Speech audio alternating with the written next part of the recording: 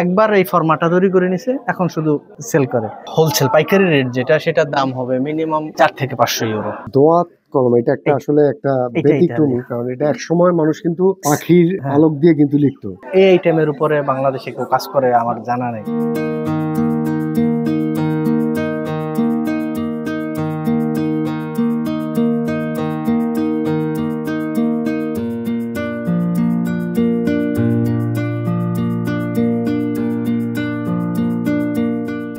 আসসালামু আলাইকুম। আসসালামু আলাইকুম ভাই, কেমন আছেন? জি ভাই, ভালো আছেন? কি অবস্থা আপনার? এই তো আছি আলহামদুলিল্লাহ ভালো।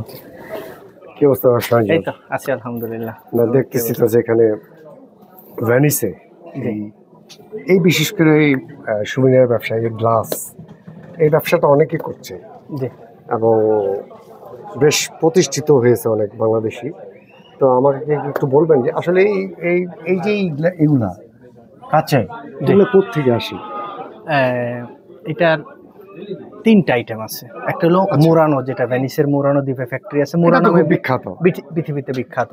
আর কিছু আছে এখানকার লোকাল ফ্যাক্টরিতে বানায়, মেড ইন ইটালি, আর কিছু চায়না থেকে ইম্পোর্ট হয়। আচ্ছা, এর দাম কিরকম এগুলো? এই যেমন এই জিনিসটা, এটা যদি আপনার মুরানোতে হয় তাহলে ধরেন আপনার হোলসেল পাইকারি রেট যেটা, সেটার দাম হবে মিনিমাম ধরেন আপনার 4 থেকে 500 ইউরো।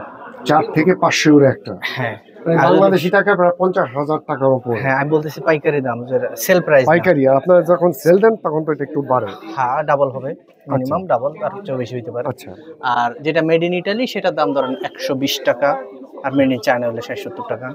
বাট মালের মধ্যে অনেক ডিফারেন্স আছে কোয়ালিটি। আচ্ছা আচ্ছা।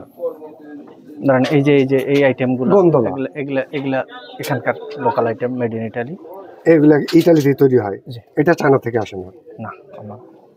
আচ্ছা, গন্ডোলাটা, এই যে এগুলা গ্লাস, এগুলা মেড ইন ইটালি, সব কিছু আছে মুরানোর, ইটালির। আচ্ছা, তো এখন এগুলার প্রাইসও তো বোধহয় খুব হাই, যেহেতু মুরানোর জিনিস। মুরানো হলে ধরেন আপনার প্রায় 20-25 টাকার মতন পরে। আর চায়নাটা? চায়নাটা 12 টাকা 15 টাকা। বাংলাদেশে যদি এই আইটেমটা তৈরি করে সেক্ষেত্রে তো খরচ প্রায় চায়নার কাছাকাছি পড়বে। প্রায় চায়নার কাছাকাছি পড়বে, কিন্তু বাংলাদেশে তো মানে এই আইটেমের উপরে বাংলাদেশে কেউ কাজ করে আমার জানা নেই। তবে আমরা চায়নার কাছ থেকে এই পাইকারিটা মালটা নিই। দেখেন সব আইটেম, এটা পাশাপাশি সুবিনির, যেটা আমরা সারা বছর বিক্রি করি।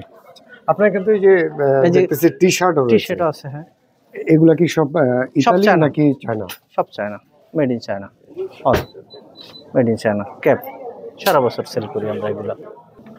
ও জাস্ট একবার এই ফরম্যাটটা তৈরি করে নিছে, এখন শুধু সেল করে। সারা বছর কোনো চেঞ্জ নাই, 4টা কালার র্যান্ডম চলতেছে। আচ্ছা, আমি এই যে দোয়াত কলম, এটা একটা আসলে একটা ব্যতিক্রমী, কারণ এটা এক সময় মানুষ কিন্তু পাখির পালক দিয়ে কিন্তু লিখতো। তার মানে সেম জিনিসই। এটাও মোটামুটি ভালো চাহিদা আছে এখানে। আর এই যেই আইটেমগুলো দেখতেছেন, এটা সারা বছর চলে, এরকম না যে শীতের সময় একরকম চলে, গরমের সময় আরেক রকম চলে না। আচ্ছা, এই যে ওপরে আমরা দেখতে পাচ্ছি যে আপনি পুরো দোকানটাই কিন্তু সাজিয়েছেন, ওপরটাও দেখতেছি ছাদ যেটাকে বলে, এখানে এই আইটেমগুলো কিরকম চলে? এখানে সবগুলো আইটেমই সারা বছর চলে ভাই। আচ্ছা, তো মোটামুটি আমরা বলতে পারি যে এখানে যারা বাংলাদেশিরা ব্যবসা করছে তারা বেশ ভালো আছে আলহামদুলিল্লাহ। করোনাকালীন সময় বোধহয় একটু খারাপ ছিল, করোনার সময়, কিন্তু এখন তো মোটামুটি ভালো। আর আরেকটা বিষয় হচ্ছে যে আপনার এই যে জিনিসগুলা, এগুলা আপনাদের কি গিয়ে আনতে হয় না দিয়ে যায়? ওদের ম্যাক্সিমামই আছে, ওদের রিপ্রেজেন্টেটিভ লোক আছে যারা সেল করে, ওরা আইসা অর্ডার নিয়ে যায় এবং পৌঁছে দেয়। এটা আগে ছিল না, এখন। আচ্ছা, মূলত ভেনিসে কোন দেশের পর্যটকরা বেশি আসে? এবং আপনাদের এখানে যারা ক্লায়েন্ট আসে বেশিরভাগ কোন দেশের আসে? তো পৃথিবীর সব দেশ থেকে, তবে ইউরোপিয়ান ভুক্ত দেশগুলা, পাশাপাশি আমেরিকা, অস্ট্রেলিয়া, কানাডা, জাপান, এশিয়ার মধ্যে থেকে জাপান, কোরিয়া। আরেকটা বিষয় হচ্ছে যে যদি কেউ এই ব্যবসাটা করতে চায় বাংলাদেশি, সেক্ষেত্রে এখানে কিভাবে ব্যবসাটা করতে পারে? এখানে কি অ্যাভেলেবেল দোকান পাওয়া যায় বা ব্যবসাটা করতে পারে?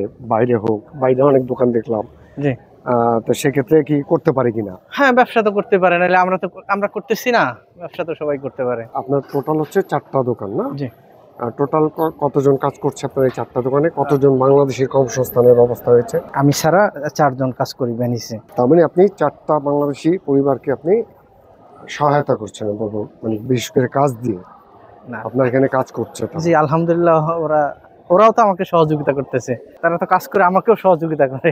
যাক, ভালো লাগলো আপনার সাথে কথা বলে। আসলে আপনার দোকানটাও দেখলাম বেশ ভালো এবং খুব সুন্দর করে সাজিয়েছেন এবং খুব দামি দামি এখানে জিনিস রয়েছে।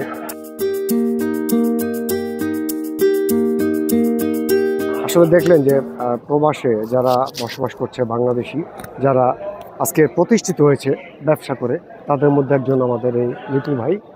উনি 4টি প্রতিষ্ঠান করেছে এবং ওনার একটি দোকানে আমি আপনাদেরকে দেখালাম যেখানে কত দাম, 500 ইউরো শুধু আপনার পাইকারি কিনলেই একটার দাম 500 ইউরো হয়, আর তারা যে বিক্রি করছে আরও বেশি দামে।